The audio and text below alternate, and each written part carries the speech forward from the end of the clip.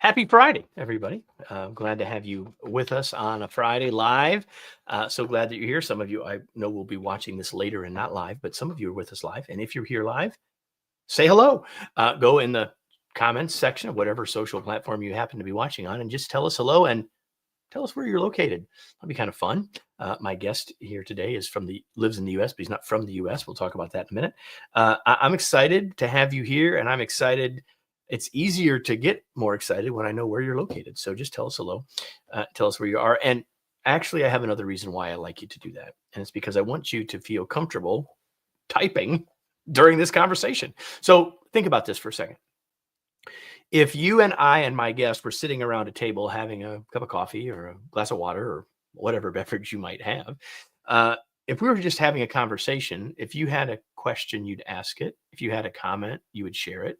If you had an idea, you would offer it, right? That's naturally what happens when we're in conversation. And so while we're not in physical proximity, I would like that same thing to happen. And excuse me, the only way that can happen is if you will share those questions. So I hope that you will do that as we go along, because it'll make for a better conversation. It will maybe make this of much greater value to you, and eventually it'll make a better podcast. You can see it up over my shoulder, over that shoulder. It says that this will be an episode of the Remarkable Leadership Podcast. If you don't know that, now you do. And if you've never listened to the podcast, I hope that you'll go join wherever it is that you get your podcasts. But for now, I'm going to transition to what will be that podcast, which is to open that up. So here we go. Marissa, this is for you in 3, 2, 1. Question for you. Which comes first, the chicken or the egg? Now, this riddle feels like a bit of a conundrum, and it isn't something we need to talk about here.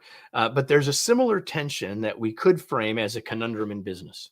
And that is customer first or employee first? That is the question we will wrestle with today. And our guest has an answer. Welcome to another episode of the Remarkable Leadership Podcast, where we are helping leaders grow personally and professionally to lead more effectively and make a bigger positive difference for their teams, organizations, and the world. If you are listening to this podcast, you could be with us in the future live on your favorite social media channel. Well, unless I suppose that channel is Discord or TikTok, because we're not there. But listen, you can join us in the future and get this information sooner and have more interaction with my guest. And you can do all that by finding out when they're happening. And the way to do that is to join our Facebook or LinkedIn groups. You can just go to remarkablepodcast.com/Facebook or remarkablepodcast.com/LinkedIn to get connected there, and you'll know when these are going to happen, and then you can join us live. Hope you'll do that. Today's episode is brought to you by my latest book, Flexible Leadership: Navigate Uncertainty and Lead with Confidence. It's time to realize that styles can get in our way and that following our strengths might not always be the best approach. In a world that is more complex and uncertain than ever, leaders need a new perspective and a set of tools to create great results for their organizations and team members. That's what Flexible Leadership provides you and why I wrote it. You can learn more and order your copy now at remarkablepodcast.com/flexible. Seems like a logical link. And with that, let me bring in my guest. There he is. We had the chance to chat for a few minutes before we went live, and you're going to love this conversation. His name is Stephan Meier. He is the James P. Gorman Professor of Business Strategy at Columbia Business School and the Chair of the Management Division. He's the author of a new book, his first, The Employee Advantage: How Putting Workers First Helps Business Thrive. He is an award-winning teacher of classes in the MBA and EMBA program in executive education on strategy, the future of work, and behavioral economics. We're going to come back to that behavioral economics part in a second. He previously was a senior economist at the Federal Reserve Bank in Boston. His work has been published in leading academic journals, including the American Economic Review, Management Science, Psychological Science, Science Magazine, and has been profiled by the press in places like The Economist, the Wall Street Journal, the Financial Times, the New York Times, all sorts of other places. He has a PhD in economics from the University of Zurich, and he is my guest. And I'm glad to have you. Stephan, thanks for being here. Thank you so much for having me, Kevin. That was a way too nice introduction, I think. Well, your mother wrote it, so here we go. Exactly. I always feel like when someone introduces me, I'm like, man, that sounded, I don't know. But then I realized that we probably sent it to him. So anyway, I'm so glad that you're here. I'm looking forward to this conversation, but I'd really like to start here. When you were a kid, you didn't probably think you were be a behavioral economist. Like just a little bit about the journey that leads you to this kind of work, and then sort of what leads to the book. Thank you so much, Kevin. No, I did not wanted to be a behavioral economist when I was a kid. I actually wanted to be, first I wanted to be a bus driver because I thought that the chair is really cool. It's really bouncy. I really enjoyed that. And then I wanted to be an astronaut. See, that's what I usually get. Uh, People that's of roughly our age, they want to be an astronaut. I've never. Yeah, I was obsessed with the space shuttle program, and I saw the first launch of the space shuttle, so that kind of you can maybe backward engineer how young I cannot be. I'll tell you what. The only thing I'm going to say about that is that means I'm older because I have an earlier memory of the space program. We'll just let that go. Oh, okay. So then I actually started to study history. Interesting enough. So I have a master in history. I grew up in Switzerland. I studied in Switzerland, and I studied history. In fact, I studied a lot of U.S. diplomatic history. Back when I studied it, the Eisenhower era, some of the documents were declassified, so it was interesting to look at them. So I studied a lot about Ike. And then while I was studying, I figured out, like, actually, I want to have a little bit more frameworks, guidance in how people behave. And history, or at least how it was taught in Zurich, didn't give me that. So I switched to economics, which has a really, really strong view of how people behave. They are perfectly rational, they calculate optimally, and they optimize their self-interest. And that was interesting, but then I figured out pretty soon that definitely doesn't reflect how I behave, because I'm definitely not rational a lot of the time. It's a yes and, right? That's true, yeah.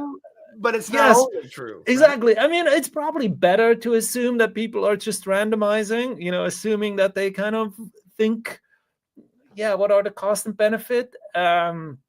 And it's probably better to assume that not everybody is Mother Teresa and is completely selfless, but it's definitely not, as you said, exactly true. And so then I studied more and more about like how people actually behave, how they help each other. My PhD was about non-selfish behavior, the economics of non-selfish behavior. And then I came to the US for 9 months. That was the plan. I was at the Kennedy School in Harvard with a scholarship from Switzerland, and wanted to go back after 9 months.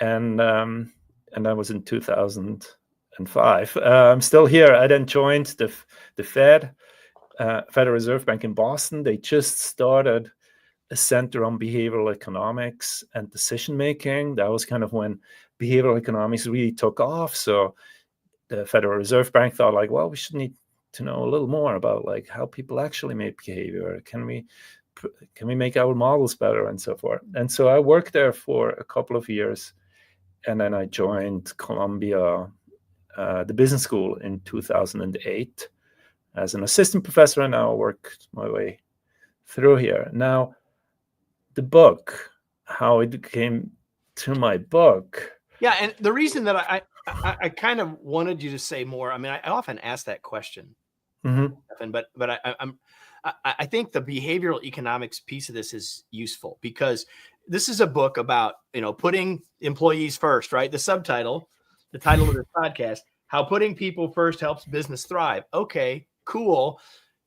Most people would probably assume that the author is like a psychologist, was at Penn and positive psychology, and maybe there's like some employee engagement stuff in here, and which there is. But my point is the perspective that you come at this from is probably not what people were expecting or might expect, even when they pick up the book or are listening to us. And so now with me giving that preamble, tell us a little bit more about the book, then we're going to really dive. Okay? Perfect. I mean, Yes, thanks. So I tried to describe it as like it's in the intersection of business strategy, behavioral economics, and the future of work. So I come through it from, I teach at Columbia our students for years, thousands of students, about like business strategy, how Walmart can do better, what's the problem with Disney, whether PepsiCo should get rid of their snacks division, and so on and so forth. And for the longest time I taught it by like just thinking about customers. We would start like in the intro lecture, I would say, well, there's like, the success of a business depends on the customers and the competitors and the employees, and let's now think about the customers. And then the whole class was about the customers. And in my research, I would do understand like, how do people work, why are they motivated? And I did not combine it for the longest time. I kept it very separate, actually, and only after the pandemic, I realized, something is really broken in how we engage with our workforce, and I'm at fault. I'm teaching all those future leaders about business, and it's all about customers. While I know a lot actually about how humans behave, and that's the behavioral aspect to it, how humans actually make decisions, why they work, why they get up in the morning, and how that can actually help businesses to be successful. And so that's when I started to combining it. Now, technology obviously plays a role. I then started to teach about the future of work. And throughout the book, I also want to say, I think enough of like, how technology can now help. So that's kind of the third part. So there's business strategy, which is pretty much economic, like how in competition can we beat the others and whatever. And then there is a part about behavioral economics, which is like, how do people actually how do they actually work? What motivates them? And, the behavioral part is, but it's not just money. It's much more than just like the paycheck. And then there is kind of the future of work aspect. So what can we now do with technology in order to make that better? You wrote something early in the book, and I don't remember the ratio. I'm going to say a number and it'll be wrong. But you said that something like 70% of the writing and 70% of the teaching about business is about 70 or 80% is about the customer versus the employee. And I may have the numbers wrong, but I'm right directionally. Mm-hmm. And so now I want you to give us the business case of why we need to not only think about the customer, but we need to think about our teams, our folks, our people. Right, absolutely. So it's about, your ballpark, completely right about the ratio. So I'm actually got a little obsessed for a while, like looking, how often do executives talk about customers and employees? 10 times more on average. How do they talk about customers? Well, the customers are like growth and opportunities, and the employees are like risk and cost and like all those like painful stuff. And it's everywhere. It's like board member backgrounds, strategy books, research on strategy, and so on and so forth. So what's the case for business case for employees? I think there is one is just like what engaged employees give us, and then there is the other why I believe it's becoming more important and not less going forward. So the benefit of like having really engaged, motivated employees is, productivity goes up. People are working harder and better doing so. They're more innovative. They come up with new ideas much more than when they are checked out. Or they share them. They might be coming up with them, exactly. But they're not sharing them, so what's the point, right? Absolutely, Kevin. Like they actually share them because they care about the organization as well. They leave less. Quit rates are going down. Turnover is going down. And if they have connections with customers, I don't believe there is any business where like you can have happy customers without happy employees. So the customer service and whatever directly depends on how engaged and motivated the workforce is. I would even And I add, think, yeah, that at the end of the day, people don't buy from companies; they buy from people. So it's not just customer service; it's also sales, in my opinion. yeah, So absolutely. we could make that tie more than just anecdotally. Yeah, no, I could not agree more. And like, if companies some that I talk about, like Costco, like the people, they treat their employees well. They give them clear career paths, so people actually come in and know how they can make a career, and as a result, the customer is super happy. Now, what does it get you with a happy customer? Well, sales per square foot goes up. In Costco, they're so loyal, that they pay subscription fees. They're so loyal that they love the private label. They love the Kirkland, which the margins are higher. You're talking about me. My wife and I go to Costco on a date. What are you talking about? And so you kind of see just with Costco, like almost all the benefits that help businesses. And the CEO of Costco just recently before Congress, said it well. It's like, this is not altruism. This is good business because it gives us a competitive advantage. Yeah, absolutely. And I actually think it's more, the experience than the employees have is actually becoming more important and not less going forward. I want to talk more about that in a second. Okay. Sure. I want to go on. I want to kind of keep on this tension between customer and employee just for a second. And I want to go back to a book that was famous a long time ago, co-written by a guy named Tom Peters, who I was thankful to have on the show twice. But he and Bob Waterman made Stu Leonard famous for the sign that two rules, the customer is always right. And number two, if you don't think number rule is right, refer to number one, right? So like the customer is always right. So are you saying then here, if we're going to be like all putting our focus on the employee and the employee experience, are we saying then that employees are always right? No. Well, okay, I knew the answer because I read the book, but I wanted us to talk about. So say more about that. So first of all, I actually don't think it's even right that the customer is always right. I would agree with you, but this was the best way to frame the question. Right? Yes, no, absolutely. And you hear that all the time, the customer, and I think maybe at best the right customers might be always right. But with the employees, there is obviously too much of like, what we want to achieve is, that's why I try to be a little careful with like happy employees, because when your objective is to make people happy, employees just happy, send them to the beach in Florida, like they should on vacation. And like, but what you want is really engaged and motivated employees. That means we have to make like clear choices about that. In the book, I talk about Etsy as an example. In that chapter, Etsy was like the most employee-friendly organization, the best food, the amazing cafeteria, pottery classes and yoga classes and reading rooms and like you name it. It was amazing. The only problem, they lost like $30 million a year. And so the new CEO comes in and say like, look, we can't continue that. I want to be employee centric, but this went too far. And he had to make quite dramatic cuts at the beginning.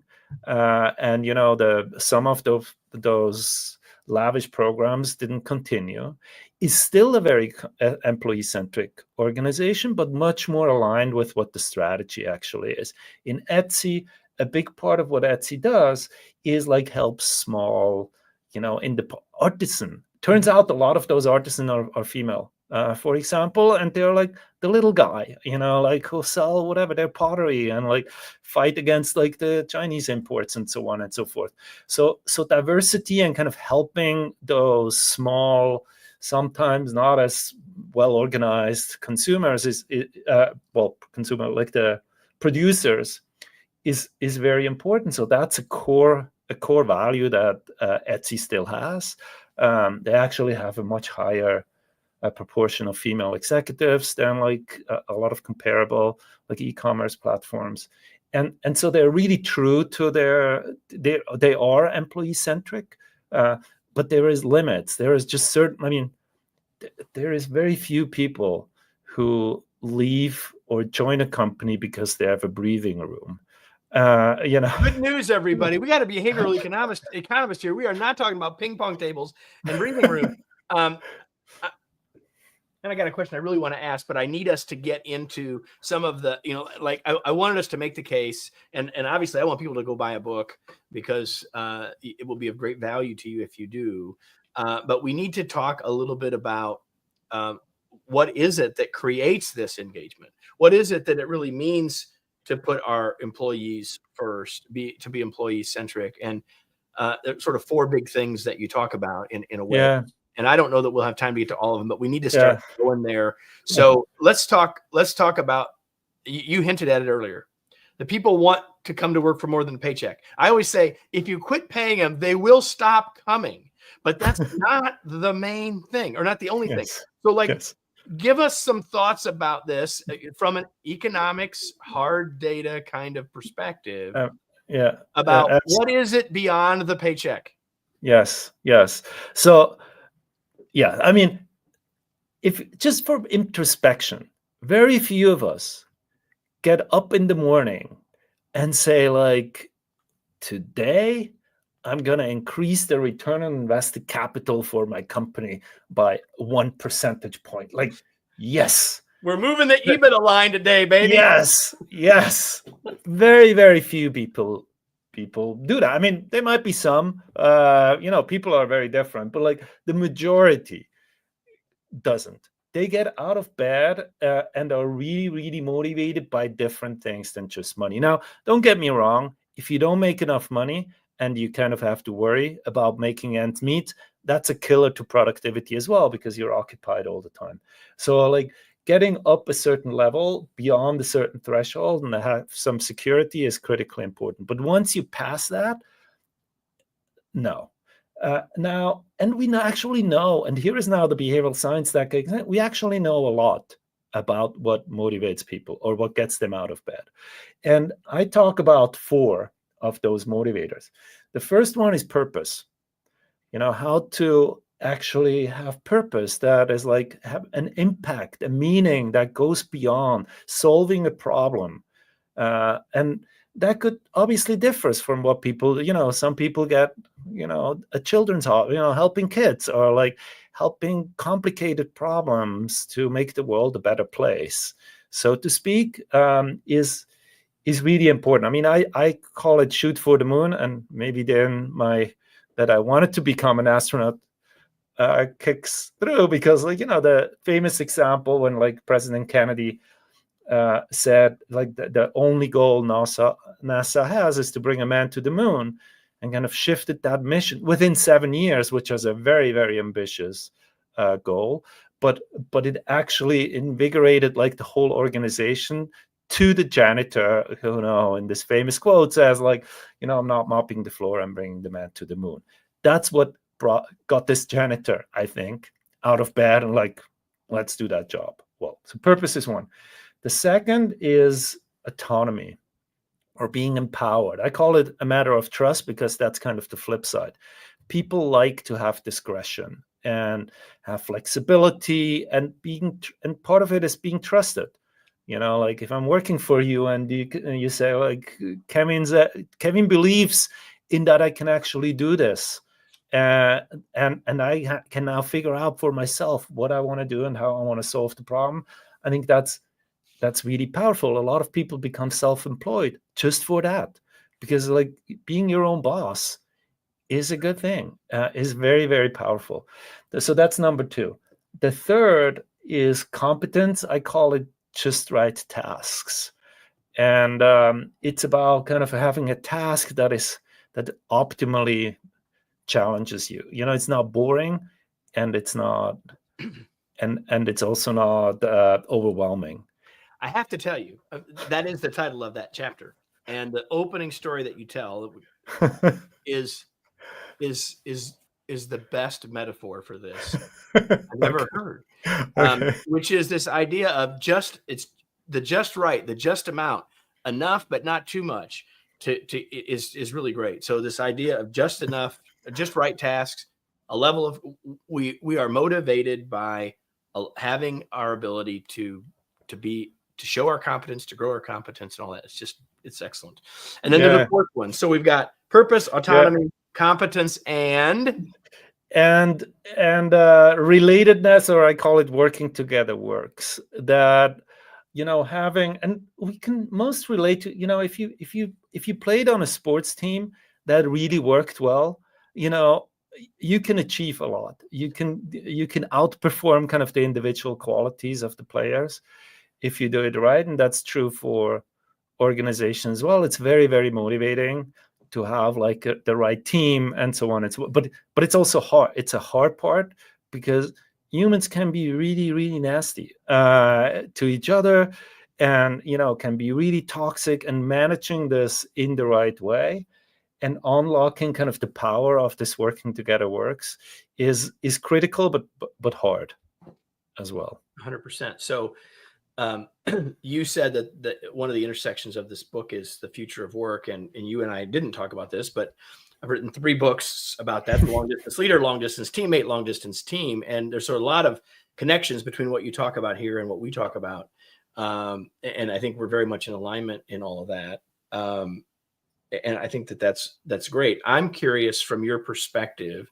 You mentioned technology earlier. How does technology and how does remote work, hybrid work, virtual work, pick it? And I know they're different, but how does what's the connection between those 4 things: purpose, autonomy, competence, and relatedness? And how do they connect in this new world of work? And what's the role of technology in all that? Yeah, that's a super interesting question, and I think throughout the book I want to emphasize and hopefully bring like examples. Like, technology can destroy a lot of those motivators, but also enhance them. So let's think about like autonomy, and remote work is an interesting one because it kind of taps into 2 motivators in different ways. It provides the flexibility and the autonomy. And if you really want to optimize that, you should say like, fully remote, people can come whenever they want or not. But another motivator is working together works, being together, having those social interactions that are really powerful. And if you want to maximize that, maybe everybody should come to the office all the time. Now, we're not having tension between those 2, right? Yes, there is this tension. But it's also, people, when I talk to executives, they complain about a lot of things when it comes to remote, and I'm a really big proponent of hybrid if done well. But they, for example, say like, well, there's less water cooler moments, or maybe now there's kombucha tap moment, or whatever it is. And no, in most of the country it's water cooler. Let me be clear. Yes, maybe not at Colombia, but in most of the world it's still the water. We don't have a kombucha tap, but we have a very, very good coffee machine, I have to say. So it's the Nespresso machine moments. Now, I'm not having 40 hours a week Nespresso machine moments, and I'm also being very creative if I have 2 days a week no interaction. In fact, I have 2 days a week where I don't talk to any of my colleagues, and we call it weekend. And the world is not falling apart when we do that. Now, I have trouble sometimes keeping the weekend, because I work a lot. But the idea is we coordinate on 2 days to do nothing. Couldn't we coordinate on like some days we work at home and have then when we actually come in, we might have more coffee moments or like moments that we work together. But you're absolutely right, Kevin, that there is this tension between flexibility and working together works.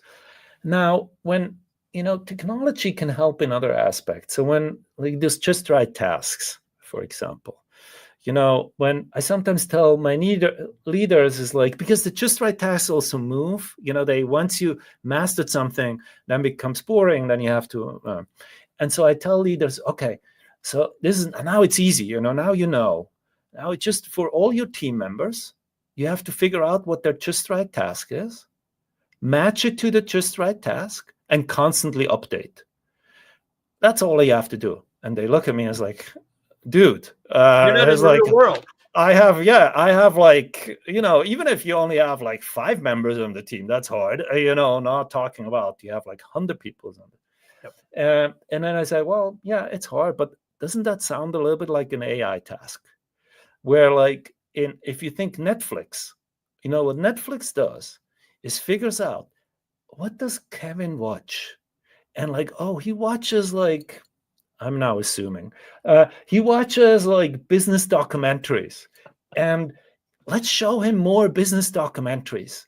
And now Kevin is like, after a while, and I watch like nature shows or whatever. But after a while, Kevin gets bored of like, more and more business documentaries, and started to watch more dramas. And now, oh, Netflix fixes it. Oh, Kevin actually, he now watches dramas. Let's show him now more dramas. And so on and so forth. Now, that's the same that like technology can do in organizations. And some actually use that. So internal marketplaces that are AI-powered tools where people come, to the platform and say like, I want to learn a new skill. I want to be on another project. Then it matches it with projects, and it learns over time. Oh, Stephan was now just on a social media platform, social media project in whatever. While I live in the US, in my organization, they want to launch something in Switzerland on social media. Now I happen to know something about Switzerland, and so I'm now on that project. The database now updates. Stephan has a new skill. He actually now knows something about social media, and so the project that it can show me later, and so on and so forth. You kind of get the idea. It's like taking this technology and do exactly what we do with customers, learn how to personalize and so on and so forth. And that enhances the motivation. Surveillance technologies in remote work kills everything about 100%. trust. And it's really hard. I mean, we've all been in relationships where trust was broken. It's very, very hard to regain. Once the trust relationship is gone, it's really, really difficult to build it up. And I would even argue, we can say that about any part of our life, but I would even argue that when people feel like they aren't being trusted by management, we'll just use that blanket term, it's even harder for that to come back, because societally, we already have a starting point distrust in that group. So like if we've built it and then lost it, we're like, see, this is the way it's always been. That's why we have a movie called Horrible Bosses, and everyone went and watched it, right? Like, so I think that is completely 100% true. And I think it's perhaps it's the yoke that we bear as leaders that, man, when we break it in those sorts of ways, it's even harder in many cases to bring it back. And maybe we could argue, although we don't have time to go down this path, that it might be even harder to do at a distance. Although I think we both believe we can manage it, build it, and grow it at a distance. It isn't necessarily obviously easy to do that. I couldn't agree more with all you just said, Kevin. I think it's because there is this because there is this long history of mistrust between management. It just makes it more extreme if it's broken, and the distance does make it, I do think, harder. I personally do believe strongly that like in-person personal interactions are critically important. Whether we need that 5 days a week, I don't think so. Different question. But there is something that happens in personal interactions that is not so easy to, at least with the technology that we have today, to replicate in a virtual or a remote work environment. There's so many things that I would like to talk to you about that I know that I would like to hope that you would like to talk to me about, but we don't have time to do those things given sort of the normal length of this show. But I do have a couple things I want to ask before we go. First, I guess I will ask this. Is there anything I didn't ask or we didn't talk about that you'd really like to? I mean, is there something that we missed that you, or something last that you'd like to say before we sort of start to close out our conversation? No, I mean, I just think, and I think Kevin, we're on the same page here, that like leaders, we kind of need to change kind of their mindset a little bit and think about the world differently. And I mean, you're right about that. And I think we all try to kind of help each other out. It's hard. It's hard. I don't, it's really, really difficult to motivate, to manage teams. And so the more we can help each other. And I think that's part of what I try to do in the book, like hopefully get like a mindset shift, whether you're the CEO of a 100 plus organization or the leader of like 2 people. We still have to learn, and we constantly have to get better. And I think that's really important. And that's why this show exists. And there's probably both of those 2 people you just described that are here watching or later listening. A couple things before we go. What do you do, Stephan, for fun? So you just told me you spend half your weekends working, so we got to get out of that for a second. Like, what do you do for fun? So here is something that I now do often is I make Lego stop motion movies about work. So it's like, is there a YouTube? Is there somewhere we can see the like? Okay, yes. I've never had anyone tell me that ever. Yes, you can. I've asked that question on this show 470. This is the 470th time I've asked that question. Yeah. So I have on my webpage. I mean, they're also on YouTube, but I don't think anybody subscribes to my channel, which is fine. But on my webpage, you can look at them. It actually started all with like I was really stressed out. Like I wrote the book, I'm the chair of the division, I teach, I do scholarly work. I was stressed out. And I found I needed like something to ground me. And I found this book in a airport bookstore, How to Make a Lego Stop Motion Movie. Now, I have 3 kids and have Lego myself. I have a lot of Legos. So then I started to do those Lego movies with my phone. I still do it with my old iPhone, and move those little minifigures one after another. Now, it all has to do with work. They have a yoga class, or they have a terrible boss, or it's all related kind of to my work on my book. And so I spend a lot of time thinking about those Lego movies. There is a space shuttle. There is a launch of the book is with the space shuttle. So if we go to stephanmeier.com, we can see these. Is that what you're saying? You can go stephanmeier.com, and then at the bottom it says like brick by brick or something videos, and then you can see those. Okay. Now I have to tell you, you and I were talking before we started about marketing books and all this stuff. We have this little inside baseball conversation. I will bet that the percentage of people that have listened to this show that click on your website will be the highest. I mean, I have no way of proving this. Will be the highest we've ever had. It's awesome. And I promise that I'm going to go take a look because I haven't done that. So now I'm curious as well. And this is what you knew I was going to ask you. And that is like, what are you reading, or what's something that you've read recently that you might share with us? Yeah. So a book that other than how to do Lego stop action, like I need you to send me that link. We will put.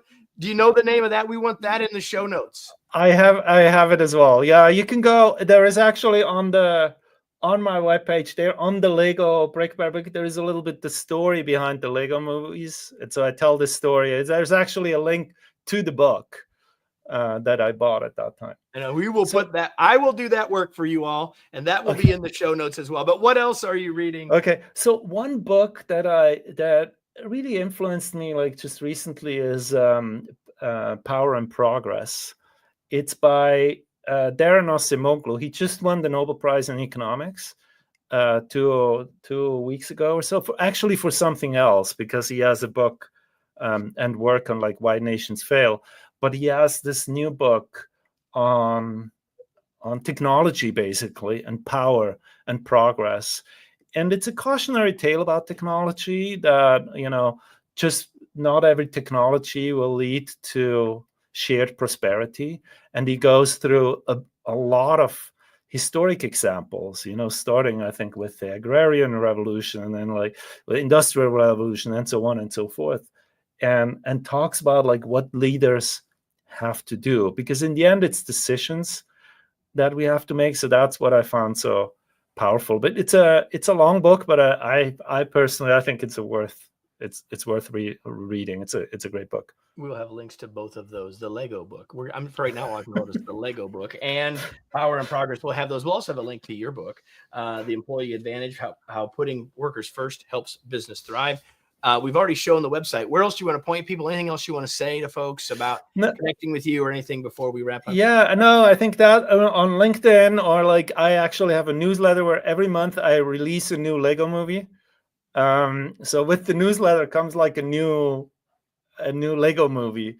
They're short, they're not long movies, so they're like consumable, but hopefully funny.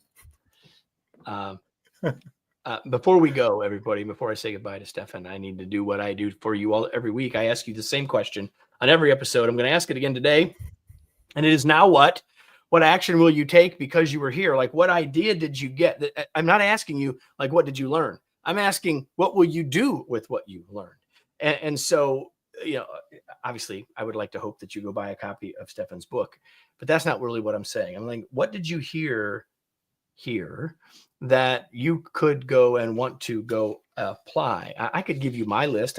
If you're watching, you saw me taking notes, but it's not about my list. It's about your action. And so it's my hope that you will take the time to ask that super powerful, reflective action question. Now what? Because when you do that and take that action, you'll get far more from this time than you would if you don't ask that question. So, Stephan, thank you so much. I told you how long we would go, and I lied because we went longer, which simply means that I enjoyed this a great deal. Thanks so much. Yeah, it was fantastic. Thank you so much, Kevin, for having me. It was my pleasure. So everybody, if you like this, make sure you come back. If you like this, make sure you invite someone else to come join to watch or listen to this, but also the next one. So, and if you just happen to randomly find this, make sure you're subscribed to the Remarkable Leadership Podcast, wherever it is that you listen to your podcast. Hope you'll do that. Hope you'll be back next week, because we'll be back next week with another episode of the Remarkable Leadership Podcast.